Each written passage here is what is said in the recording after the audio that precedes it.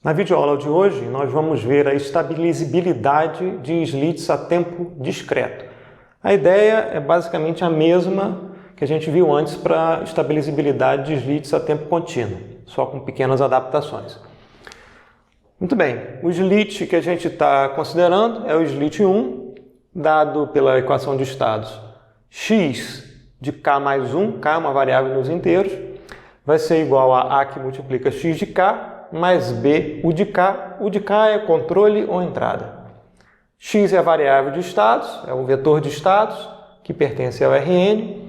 U é o vetor de entradas, que pertence ao Rm. A pertence ao Rn por n e B pertence ao Rn por m. Lembretes, em contraste com sistemas a tempo contínuo. Para sistemas a tempo contínuo, controlabilidade implica alcançabilidade e vice-versa. Para tempo discreto, controlabilidade implica alcançabilidade só se a matriz A for invertível. Ok? Considerando essa situação, matriz A invertível, então controlabilidade implica alcançabilidade e vice-versa. E nós vamos sempre usar aqui nessa videoaula a matriz A invertível. Tá? Como a gente fez no caso dos sistemas em tempo contínuo, contexto 1 vai ser o seguinte: o para B é completamente controlável a partir da entrada, mas a matriz A do sistema, essa matriz aqui, é instável. O que significa A instável? O sistema não é assintoticamente estável. A gente está, de forma compacta, chamando A de instável. Isso significa o seguinte: existe algum alto valor lambda-i de A, tal que lambda-i tem módulo maior ou igual a 1. A gente viu em videoaula anterior que sistemas, tais como esse sistema 1, são assintoticamente estáveis se todos os altovalores da matriz A tiverem módulo estritamente menor do que 1. Tá? Então, se isso não ocorrer, a matriz A a gente está chamando de instável. E qual é o nosso objetivo? É modificar o sistema 1 através de uma realimentação de estados específica na forma U de K é igual a menos uma matriz F que multiplica x de K, ou seja, eu estou realimentando para a entrada do sistema uma operação, né, sobre o vetor de estados, a operação aqui é menos F, tá? E quero encontrar um F tal que o sistema em malha fechada seja assintoticamente estável. Ou seja, o sistema em malha fechada vai ter uma outra matriz, não é essa matriz A, a gente vai ver qual é a matriz, e a gente quer que essa matriz A, né, do sistema em malha fechada seja assintoticamente estável, ou seja, todos os autovalores dessa matriz têm que ter magnitude estritamente menor do que 1. Bem, se a gente utilizar o U de K nessa forma, realimentação completa de estados, né, U de K é igual a menos F que multiplica x de K, como é que fica a equação de estados? X de K mais 1 vai ser igual a A que multiplica x de K mais B que multiplica U de K, que é menos F x de K. A gente coloca o x de K em evidência à direita, né? Então a matriz A do sistema vai ser A menos B que multiplica F. A gente vai denotar essa matriz do sistema realimentado de A subscrito R. O R aqui para lembrar de realimentação. Tá? Nota que o sistema em malha fechada tem a seguinte equação de estados: x de K mais 1 é igual a A menos BF, que a gente denotou por AR, x de K. Ou seja, é um sistema homogêneo. X de K mais 1 é igual a AR que multiplica x de K. Dinâmica homogênea. Tá? Se a gente desenhar um diagrama de fluxo para esse sistema, a entrada U de K está aqui, ela é modificada pela matriz B. A dinâmica que envolve realimentação de estados é representada por esse diagrama de fluxo aqui, por esse bloco de realimentação. Z elevado a menos 1 representa, né, um atraso unitário, né, vezes I, então é uma matriz I de atrasos unitários, uma matriz de identidade de ordem N de atrasos unitários, né, e realimentado aqui pela matriz A. Na saída desses atrasos, a gente tem os estados x de K, que eu estou denotando aqui pelo vetor x de K. Logo antes dos atrasos, aqui é x de K mais 1. X de K mais 1, após ser atrasado de uma unidade, retorna aqui o x de K. Ok? Aqui está a realimentação dos estados. E a nossa matriz C a gente definiu como identidade. Porque a gente definiu aqui y de k é igual a uma vez, né, identidade aqui, matriz C que multiplica x de k, e a gente está fazendo isso justamente para ter acesso ao estado x de k através da saída, acesso completo. Y de k é igual a x de k. Tá? Nota que a gente, para fazer esse u de k igual a menos fx de k, a gente tem que atender alguns requisitos. É acesso direto ao estado x, para a gente poder, né, medir x e poder modificar x via menos f para realimentar em u. Tá? Se por acaso o acesso direto ao estado x não for possível, tá, eu vou requerer uma outra condição, que é o par AC ser observável, completamente observável. Isso garante para a gente que a gente consegue observar o estado completamente a partir da saída y de k.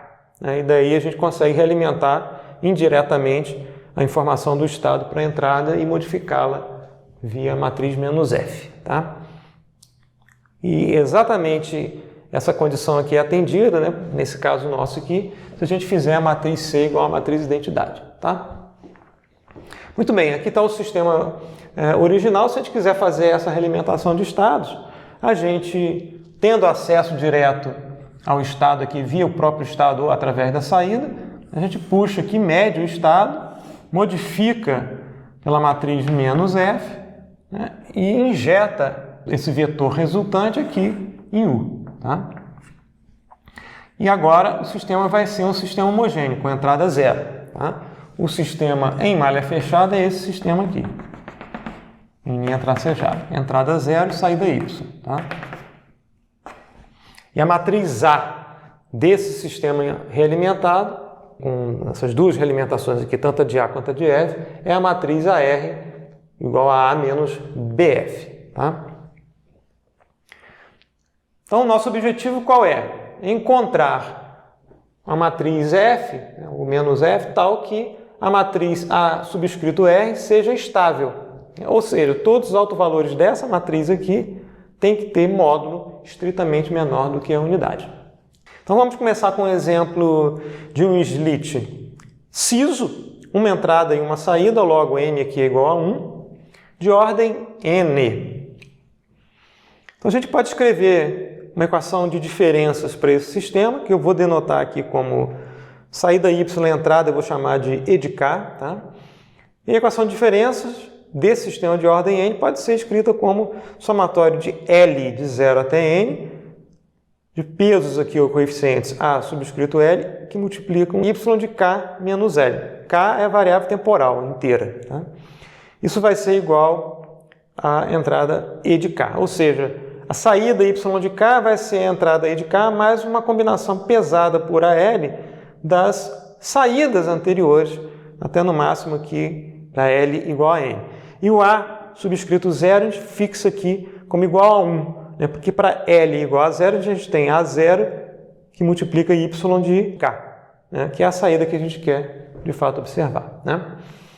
Então a gente força aqui, sem perda de generalidade, A subscrito 0 igual a 1.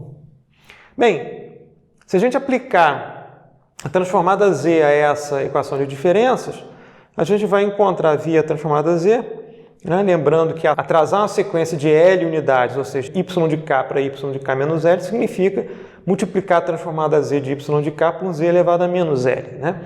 Então, por linearidade, o somatório continua somatório, esses pesos continuam da mesma forma aqui. Y de k menos L é a transformada Z de y, que eu vou denotar por y de Z, multiplicado aqui por Z elevado a menos L. A gente observa aqui, né, que você tem um operador dado por essa expressão aqui, que está alterando a transformada Z de y de Z, isso vai ser igual a E de Z, que é a transformada Z da sequência de entrada. Tá? Daí, né, a gente lembra, né, que essa expressão aqui nada mais é do que o polinômio característico dessa equação de diferenças, né, que a gente obtém, de fato, expressando esses atrasos unitários através de um operador que a gente está chamando aqui de Z elevado a menos 1. Quando você tem y de z elevado a menos L, você tem a aplicação sucessiva, né, de z elevado a menos 1 L vezes. Tá? Então, o polinômio característico dessa equação de diferença, que eu vou chamar de P de lambda, vai ser igual ao somatório de L de 0 até n de A subscrito L, que multiplica lambda elevado a menos L. Ainda, vale lembrar que se P de lambda I igual a 0 para um determinado lambda I, isso indica para a gente que lambda I é alto valor, né, da matriz A de uma representação de estados desse sistema aqui. Para qualquer uma representação de estados desse sistema vai valer que se lambda I é tal que P de lambda I igual a 0, lambda I é alto valor da matriz A na representação de estados do sistema, ou em uma representação de estados do sistema. No caso de um sistema ciso, M igual a 1, né, a matriz B vira um vetor B no Rn por 1, e por compatibilidade dimensional, F vai pertencer aqui ao R 1 por N. Então, F vai ser um vetor linha, digamos assim, que eu estou denotando aqui por Fn, Fn-1, elementos escalares aqui, Fn, Fn-1 até F1. Muito bem, a gente sabe que a matriz A subscrito R é dada por A menos B vezes F, Bzinho vezes F, né? Por essas dimensões aqui vai produzir uma matriz no Rn por N, que é compatível com A, que é uma matriz no Rn por N.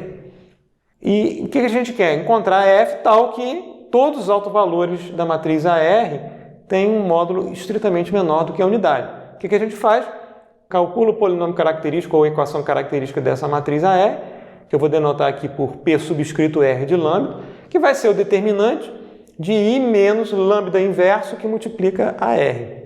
Isso vai resultar num polinômio de ordem n, que a gente pode escrever como somatório de 0 até n, de coeficientes alfa subscrito L, que vão depender de Fi. Nota, né, que a matriz AR depende de F, logo depende desses elementos escalares Fi aqui, I aqui de 1 até n. Esses coeficientes que dependem de Fi, multiplicados por lambda elevado a menos L. Novamente aqui a gente força, né, que o polinômio seja mônico, ou seja, alfa 0 de Fi é igual a 1. Tem dificuldade de trabalhar com polinômios com lambda inverso, né, multiplica todo mundo por lambda elevado a n e trabalha com lambda positivo aqui, não tem problema nenhum, tá? Afinal das contas, a gente vai querer encontrar raízes, né? Então, multiplicar por lambda elevado a n, se a gente igualar esse polinômio a 0, né, não vai fazer a menor diferença. O que a gente quer? A gente quer que esse polinômio tenha raízes, né, em localizações pré-especificadas. Em particular, já que essas matrizes aqui são de elementos reais, as raízes desse polinômio vão aparecer em pares complexos conjugados ou valores puramente reais. A gente especifica, então, o polinômio PR de lambda, né, na forma fatorada aqui como 1 menos γ1 que multiplica lambda inverso, que multiplica 1 menos γ2 que multiplica lambda inverso, e assim por diante, até 1 menos γn que multiplica lambda inverso. E a gente vai escolher esse conjunto de autovalores de modo que todos eles estejam no interior do círculo unitário. Logo, a gente garante que o módulo dos autovalores seja estritamente menor do que 1. Se a gente fizer as multiplicações desses fatores aqui, a gente vai encontrar um polinômio que vai ser o somatório de L de 0 até n de coeficientes beta L multiplicados por lambda elevado a menos L, novamente forçando aqui o polinômio mônico, beta 0 igual a 1. E simplesmente a gente iguala, né, esse polinômio aqui a esse polinômio que depende de alfa L, que depende dos elementos Fi que a gente quer encontrar. Para L de 1 até n, estou fazendo L de 1 até n porque os polinômios são todos mônicos, tá? Então o termo igual a 0 não precisa ser considerado, porque eles são todos iguais a 1. Eu igualo beta L com alfa L de Fi.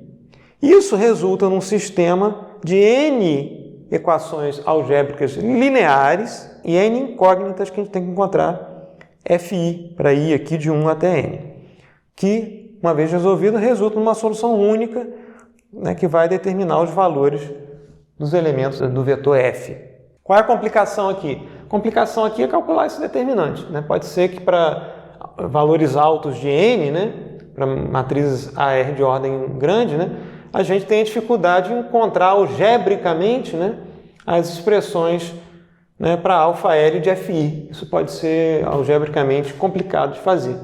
Num caso geral em que essas matrizes A e B não tenham uma estrutura bem definida, ou bem comportada, tá ok? Então nós vamos ver um caso em que a gente vai transformar esse sistema sem estrutura qualquer num sistema em que a matriz A está na forma companheira da equação de diferenças. Ou seja, a matriz A está associada à implementação na forma direta 1 ou forma direta 2 da equação de diferenças.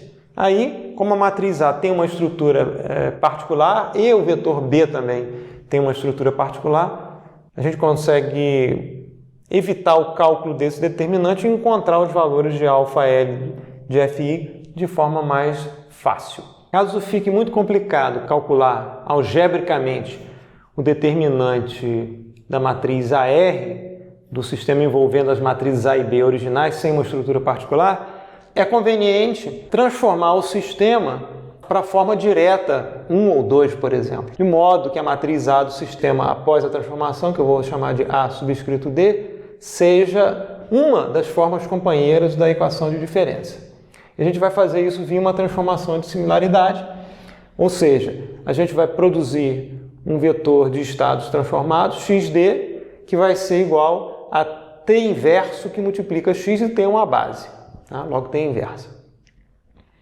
Dessa forma, o sistema após a transformação de base passa a ficar na forma direta, e vai ter uma representação de estados dada por xd de k mais 1, vai ser AD que multiplica x de k mais BD vezes U de k. Tá? Essas matrizes AD e esse vetor BD, lembrar que a gente está aqui com o caso M igual a 1, caso ciso. Tá? Lembrar que a relação entre as matrizes originais A e o vetor B e as matrizes AD e BD são dadas por essas relações aqui.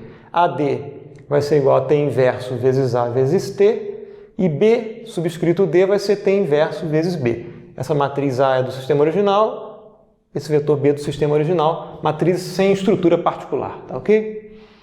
Um exemplo de uma forma companheira dessa matriz A é essa aqui. A forma companheira é tal que você tem uma linha com os coeficientes da equação de diferenças, uma coluna de zeros e a matriz de identidade de ordem n-1. Essa linha pode estar aqui na última linha, pode estar na primeira linha, tá? Às vezes pode aparecer aqui na primeira coluna ou na última coluna, dependendo da estrutura ser transposta ou não, tá ok? Dependendo da estrutura direta que você esteja utilizando. Um exemplo é essa matriz AD com essa estrutura, e para essa estrutura de AD, a matriz BD é tal que você vai ter coeficientes nulos e vai ter um coeficiente não nulo, que eu vou, sem perda de generalidade, chamar de 1. Mas pode ser um B0 qualquer, diferente de zero. Tem que ser diferente de zero, caso contrário, o sistema não é controlável. Tá?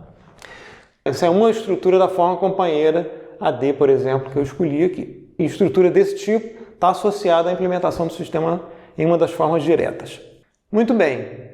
A gente, com esse sistema transformado, ou seja, o sistema na forma direta, a gente vai aplicar um controle U de K, que vai ser igual a menos matriz FD vezes o vetor XD de K. E a gente vai encontrar, ao fazer esse U, a matriz A de realimentação subscrito D, que vai ser AD menos BD FD, como a gente viu antes. Logo, a gente vai obter o quê? AD, que está aqui, BD vezes FD passa a ter uma estrutura que facilita as contas. BD está aqui, um vetor coluna, cujo último elemento aqui é igual a 1, e FD a gente define aqui como os coeficientes escalares Fn, Fn-1 e assim por diante até F1. N coeficientes. Tá? Na hora que a gente multiplica esses dois vetores, a gente encontra essa matriz aqui. Isso é a mesma coisa de pegar essa coluna, multiplicar por Fn, colocar aqui, pegar essa coluna, multiplicar por Fn-1 e assim por diante. Então você tem uma matriz que só tem a última linha aqui de elementos não nulos, ou possivelmente não nulos, tá ok? Logo, quando a gente fizer a subtração AD menos esse produto aqui, a matriz resultante vai ter a mesma estrutura da matriz AD, ou seja, vai ter essa coluna de zeros aqui em cima do primeiro coeficiente aqui, do coeficiente subscrito n, tá? E esse coeficiente vai ser menos AN menos Fn. O segundo coeficiente aqui vai ser menos AN-1 menos F subscrito n-1 e assim por diante. O último coeficiente aqui vai ser menos A1 menos F1 e aqui tem a matriz identidade de ordem n-1. Logo, essa matriz ARD, ela é uma matriz na forma companheira de uma equação de diferenças. do sistema implementado com realimentação de estados, tá? Com U de K igual a menos FD que multiplica XD de K. Tá? Logo, como a gente viu antes, né? É um mapa 1 para 1 da matriz na forma companheira para a equação de diferença ou polinômio característico do sistema. Tá? Então, o sistema realimentado vai ter um polinômio característico, né? Se a gente rebatizar esses coeficientes aqui de αi de fi igual a ai mais fi, esse coeficiente aqui vai ser menos αn de fn, esse aqui vai ser menos αn menos 1 de fn menos 1, e o último aqui vai ser menos α1 de f1. Fica super tranquilo agora a gente escrever o polinômio característico associado a essa matriz A subscrito RD, que vai ser denotado por P subscrito RD, de lambda vai ser igual ao somatório de L de 0 até N, de alfa L de FL, que multiplica lambda elevado a menos L.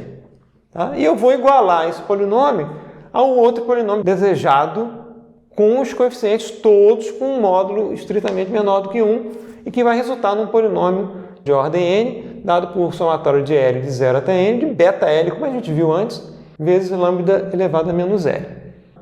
Então, vou igualar esses dois polinômios, lembrar sempre que para L igual a 0, os coeficientes são unitários, os polinômios são mônicos. Para L de 1 até N, eu faço beta L igual a alfa L de FL, e daí eu vou ter um sistema de N equações algébricas lineares e N incógnitas FL, L aqui de 1 a N.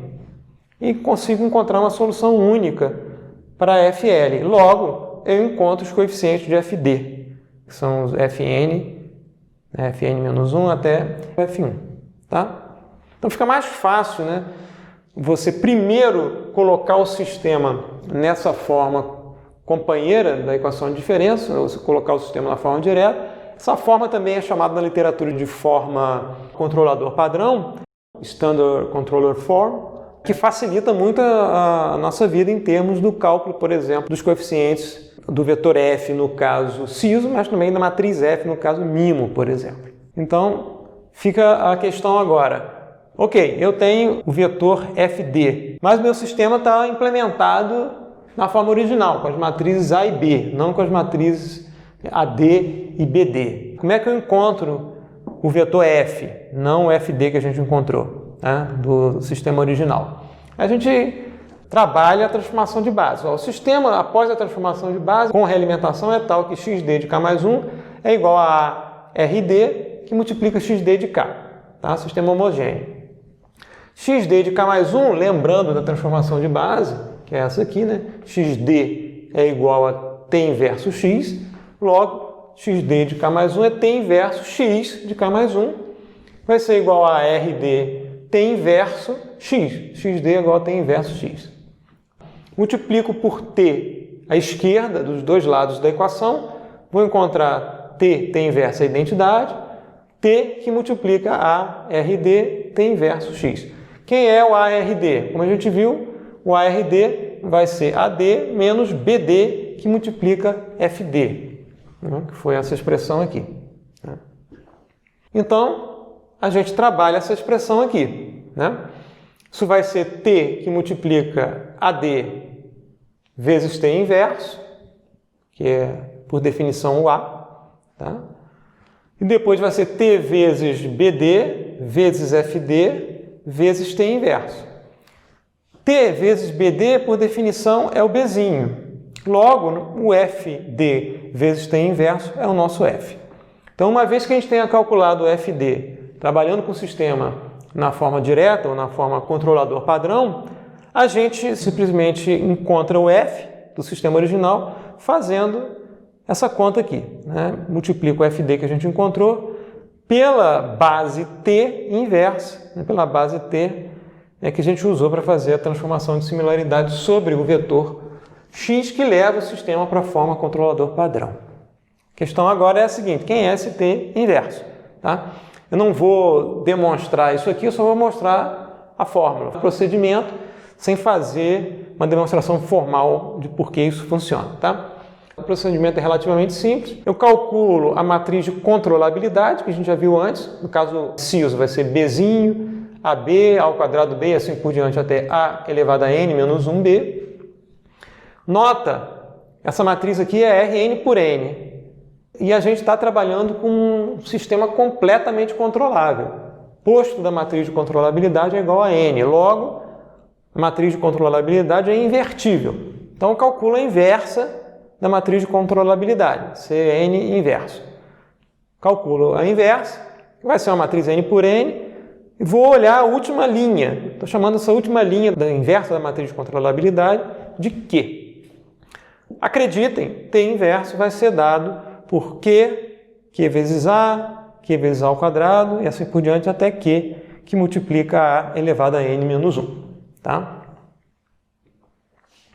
Além disso, existe a chamada fórmula de Ackermann, no caso CISO, ou seja, Mzinho igual a 1, tal que a gente consegue encontrar o vetor F, que vai ser dado por esse vetor 1 por N, tal que o último elemento aqui é igual a 1, os outros elementos são nulos, que multiplica a inversa da matriz de controlabilidade vezes o alfa subscrito L de A. Note que eu estou avaliando os coeficientes do polinômio característico da matriz, tá? Esse alfa é esse cara aqui, sobre a matriz A. Então, isso tem toda a cara de envolver o teorema de Cayley-Hamilton, tá ok? E eu não vou demonstrar a validade dessa fórmula aqui, nem desse procedimento aqui.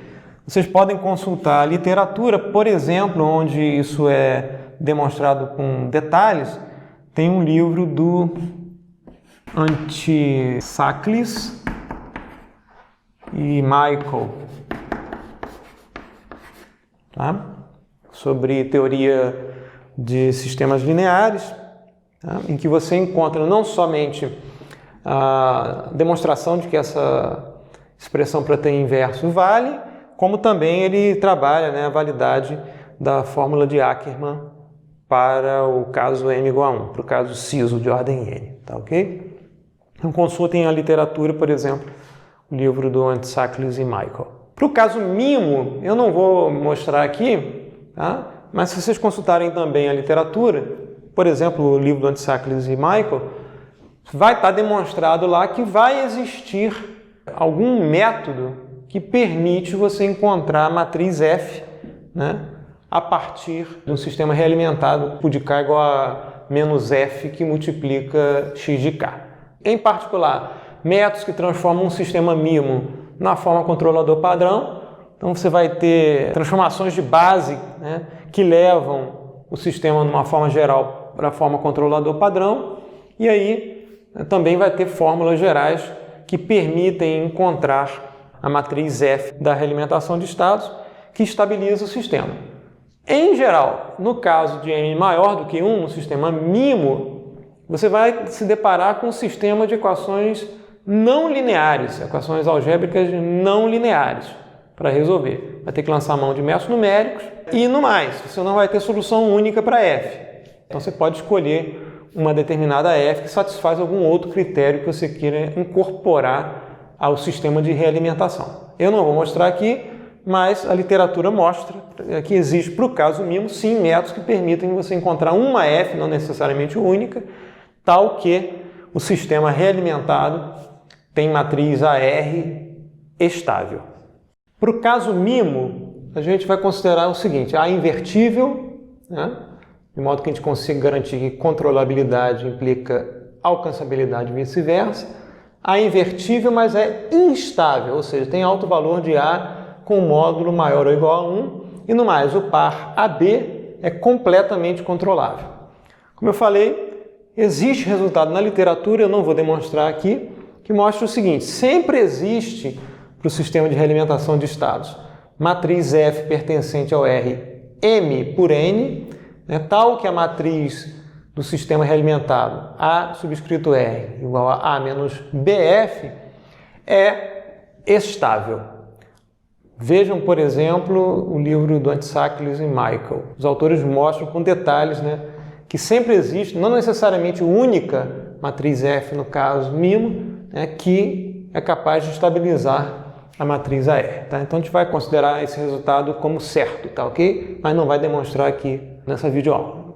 Então, considerando esse caso mimo, teorema 1, o slit 1, que a gente viu lá no início da aula, no caso mimo, é estabilizável via realimentação de estados, se e somente se o para B é controlável.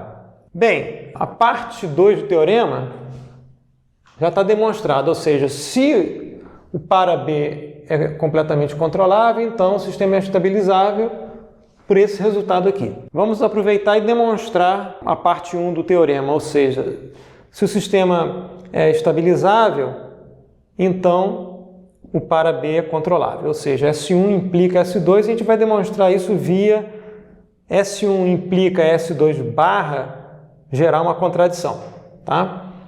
Eu vou considerar que o sistema já foi estabilizado, se conseguiu encontrar uma matriz F tal que AR seja estável, numa situação em que o para B não é controlável, tá? A gente vai ver que isso gera uma contradição. E aí demonstra o teorema. Muito bem, se S1 e S2 valem, ou seja, o sistema estabilizável, mas o para B não é controlável, se o para B não é controlável, pela decomposição controlável, que a gente viu em outro videoaula, existe uma base PC tal que a transformação de similaridade x chapéu igual a PC inverso x gera um vetor de estados particionado em elementos que são controláveis pela entrada e elementos que não são controláveis pela entrada. XC barra não controláveis, XC controláveis. E matriz A chapéu dada por PC inverso a PC, que tem essa estrutura AC, AC barra na diagonal, A1, 2 e 0 aqui, blocos, né? AC, AC barra, 0 e A1, 2. E matriz B chapéu, após a transformação de base, dada por PC inverso B, particionada dessa forma, BC, 0, bloco BC associado aos estados controláveis. Se depois da aplicação dessa decomposição controlável, a gente calcular a matriz AR chapéu, ela vai aparecer em função da transformação de base. AR chapéu vai ser PC inverso AR, é só fazer as contas, tá? E o AR nosso aqui, do sistema original, é A menos BF. E a gente calcula, então, o AR chapéu. O AR chapéu, então, vai ser PC inverso AR PC. O AR é A menos BF. Né? Isso vai ser, então, PC inverso A vezes PC, que é o A chapéu, por definição. Né? A chapéu. Menos, né? PC inverso BF PC. Menos PC inverso BF PC. PC inverso vezes B é o B chapéu. Tá? B chapéu é igual a PC inverso B. E a gente vai chamar F que multiplica PC de F chapéu. Então, a R chapéu tem a seguinte estrutura. A chapéu, que é AC, AC barra 0, A1, 2, menos B chapéu, que é BC 0, vezes F chapéu, que eu vou denotar por FC, FC barra, respeitando a partição aqui das partes controlável e não controlável, tá ok? Bem, isso vai ser igual a matriz A chapéu, menos esse produto aqui, que vai ser BC FC 0, tá? E BC FC barra 0, ok? Se a gente fizer, então, as contas bloco a bloco, isso vai ser AC menos BCFC, A1, 2 menos BCFC barra, 0 menos 0, né? E AC barra menos 0. Está aqui. Nota só, AR chapéu é uma matriz bloco triangular superior. Tá? Tem dois blocos aqui e um 0 aqui. Então, isso é uma matriz bloco triangular superior. Os autovalores dessa matriz A chapéu R são os autovalores desse bloco e os autovalores desse bloco. Logo, os autovalores de AC barra são autovalores de AR chapéu. Transformação de similaridade não muda autovalor. Logo, né, os autovalores de AC barra são autovalores de AR chapéu, também são autovalores de AR. também são autovalores de A-chapéu. Se a gente olhar aqui, né, a matriz A-chapéu também é bloco triangular superior. Os autovalores de AC-bar também são autovalores de A-chapéu. E se são autovalores de A-chapéu, também são autovalores de A. E a transformação de similaridade não muda a posição dos autovalores.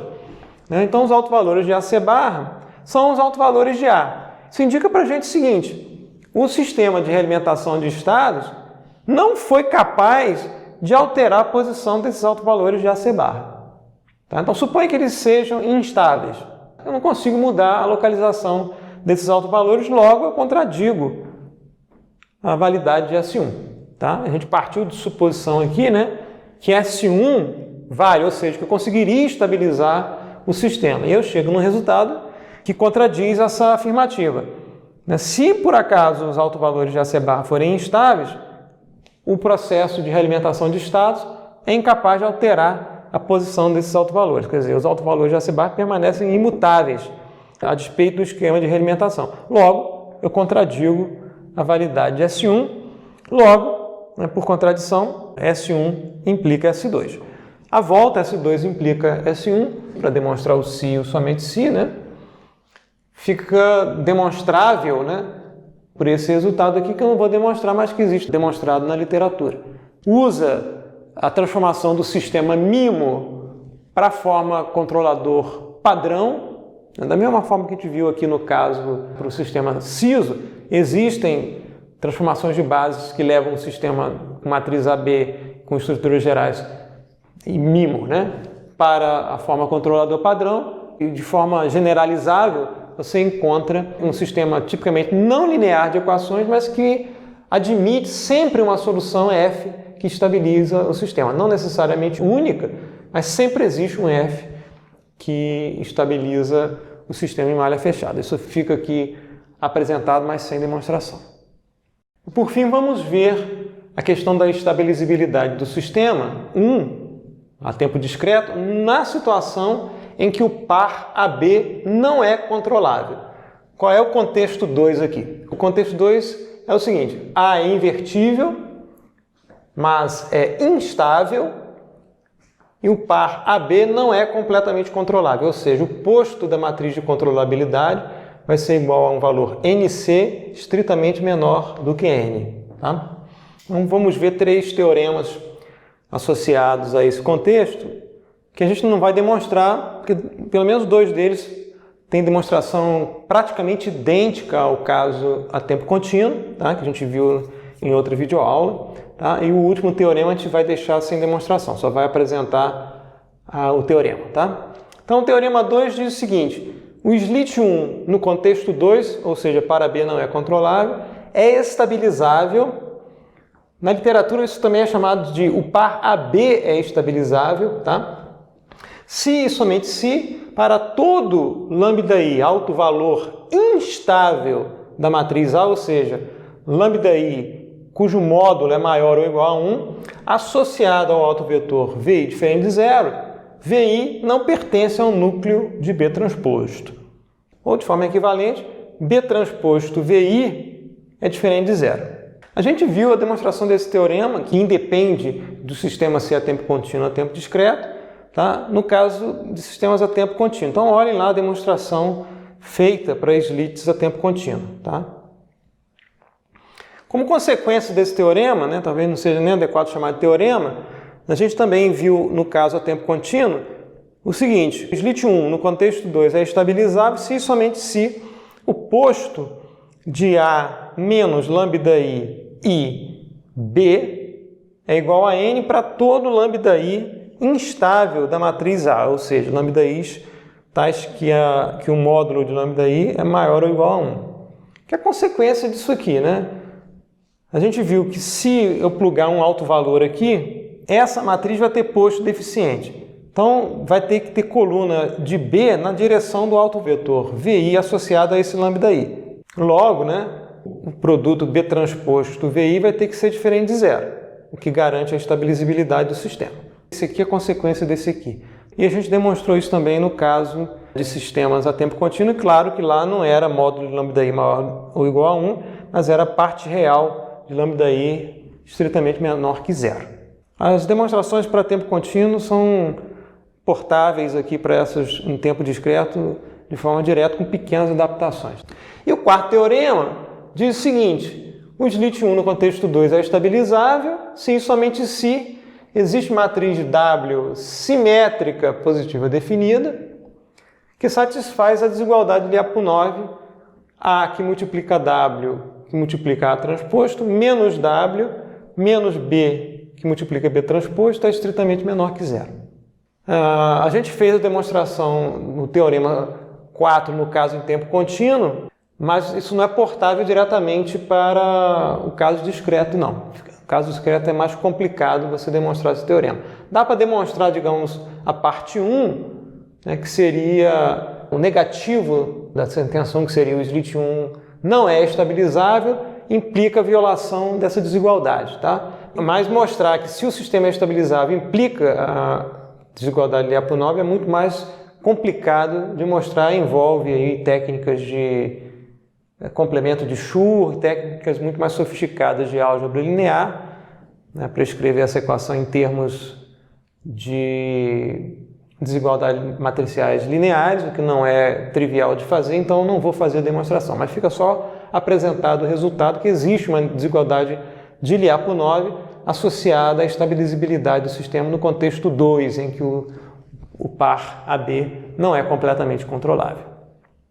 E a gente encerra então essa questão de estabilizabilidade de sistemas lineares invariantes no tempo a tempo discreto.